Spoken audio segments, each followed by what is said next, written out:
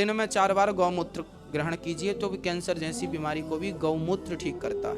अब तो बड़े बड़े साइंस गौमूत्र पर रिसर्च कर रहे हैं। आपको पता है अब तो गाय का मूत्र बहुत अच्छे दामों में बिक रहा है। गौ माता के मूत्र में बीमारी नष्ट करने की क्षमता होती है। হাই হ্যালো গাইস, আসসালামু আলাইকুম। চলে আসলাম নতুন একটা ভিডিওর সাথে। তো আজকে আমরা খুবই একটা গুরুত্বপূর্ণ টপিক নিয়ে কথা বলতে চলছি, কারণ অনিরুদ্ধ আচার্য মহারাজ কিছু গুরুত্বপূর্ণ কথা বলেছেন। তো কথাগুলি আমরা শুনতে চলেছি।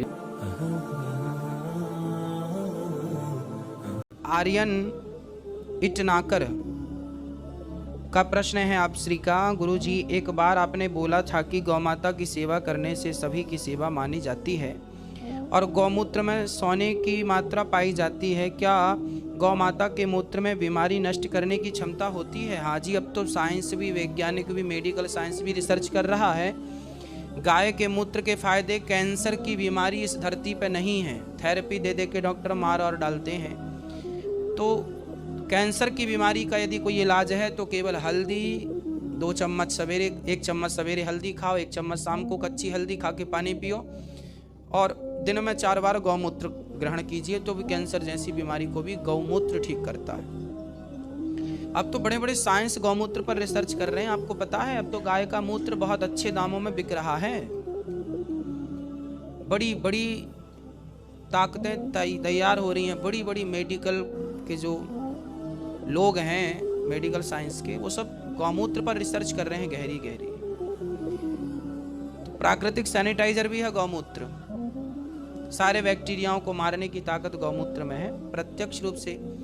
भाई ये बताओ, हमारे पुराने ज़माने में, आज तो पोंछा लगाने के समय हमारी माताएं वो फिनाइल इत्यादि डालती हैं, है ना, वो जहर होता है एक प्रकार का।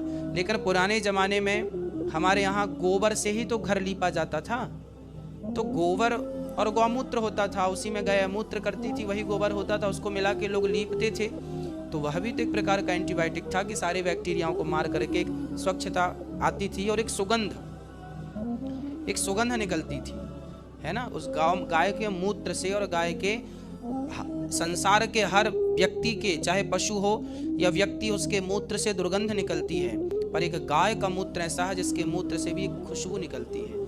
गाय के गोबर में भी खुशबू होती है। आप लीप दीजिए घर को तो एक अपना एक स्वच्छ वातावरण रहता है, एक पॉजिटिविटी रहती है।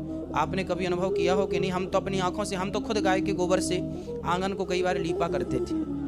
छोटे से थे तब हमारी माता तो हमेशा ही गाय के गोबर से ही चौका किया करती थी, रसोई उसी से पोंछा लगाया। বন্ধুরা, আপনারা অনিরুদ্ধ আচার্যের ভিডিও ক্লিপটি দেখলেন এবং তার বলা কথা শুনলেন।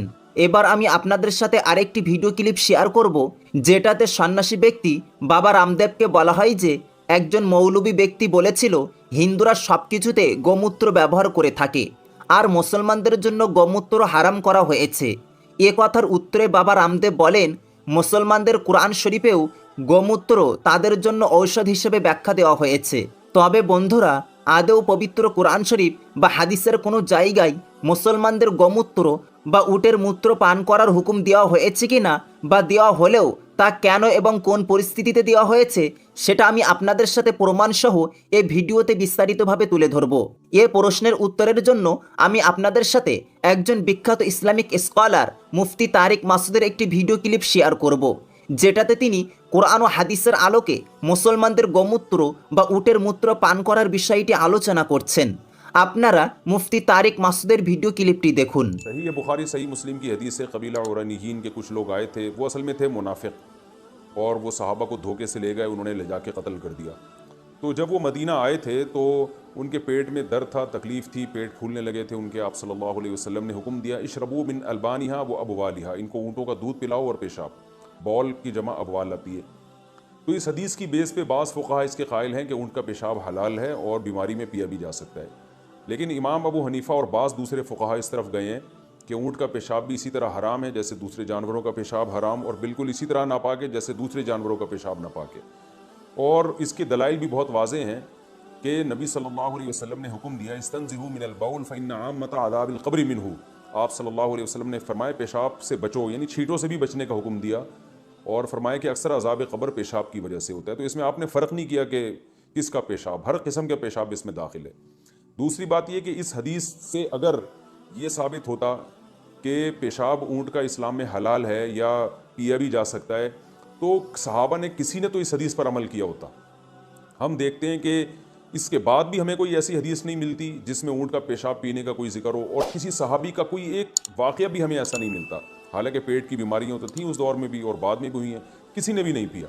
तो इमाम हनीफा और बाज़ फ़ुक़हा के नज़दीक इस हदीस का ये एक जुज़वी वाक़या है, ये कोई कायदा कुलिया नहीं है कि आप सल्लल्लाहु अलैहि वसल्लम को बज़रिया वही इल्म हो गया था कि इन लोगों की बीमारी का इलाज ऊँट के पेशाब के अलावा किसी दूसरी चीज़ में नहीं है।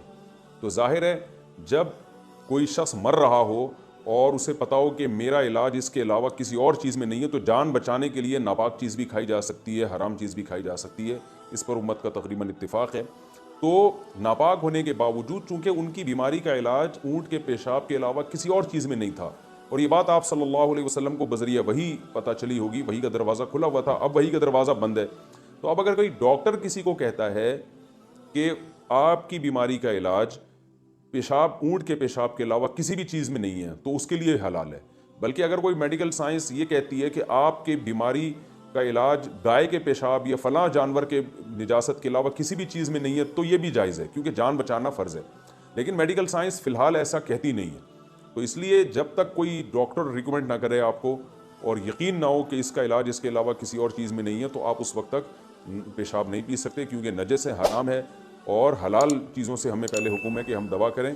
हलाल चीज़ों में अगर कोई चीज़ ऐसी है ही नहीं जिसमें आपकी बीमारी का इलाज है, फिर मजबूरी में आप जान बचाने के लिए मुर्दार भी खा सकते हैं, तो ये भी कर सकते हैं। तो राज कौल हमारी राय में यही है, और बाज़ अरब उलमा ने भी इसी का इमाम हनीफा के कौल पे इस मामले में फतवा दिया है। इस पर इंटरनेट पर उन अरब उलमा की भी तहकीक है कि जो है ना ये पेशाब, क्योंकि ये हदीस अगर कायदा कुलिया होती तो सहाबा इस पर ज़रूर अमल करते, तो कायदा कुलिया नहीं है और ये एक जुज़वी वाक़या है, और अल्लाह के नबी को इल्म हो गया होगा। बाकी पेशाब के बारे में जो वईदें हैं वो शदीद हैं, उनमें हर किस्म का पेशाब शामिल है। और आप सल्लल्लाहु अलैहि वसल्लम के बाद सहाबा कराम ने भी कभी ऊँट के पेशाब को पाक नहीं समझा। हमें कोई एक सहाबी भी नहीं मिलता जिन्होंने ये कहा हो कि ऊँट का पेशाब आप पी सकते हैं, आपके लिए जायज़ है। इसलिए ऊँट का पेशाब भी उसी तरह नापाक है जैसे दूसरे जानवरों का पेशाब नापाक है, बकरी का और তো আশা করি গাইজ তোমাদের ভিডিওটা অনেক অনেক ভালো লেগেছে। তা তোমাদের কার কথা বেশি গুরুত্বপূর্ণ আর বেশি হলো কার মাথায় নেওয়ার মতন মনে হয়েছে, তো আমাদের এটা অবশ্যই কমেন্টে জানিয়ে দেবে। আর যদি তোমাদের ভিডিওটা ভালো লাগে তাহলে ভিডিওটাতে একটা লাইক করে চ্যানেলটা সাবস্ক্রাইব করে বেল নোটিফিকেশনটা বাজিয়ে আমাদের সাথেই থাকবে এরকম ইসলামিক রিলেটেড ভিডিও দেখার জন্য। তাহলে তোমরা অনেক কিছু শিখতে পারবে, জানতে পারবে নতুন কিছু, আশা করি বন্ধুরা। তো বন্ধুরা আজকের মতন বিদায়, দেখাবে নতুন একটা ভিডিও।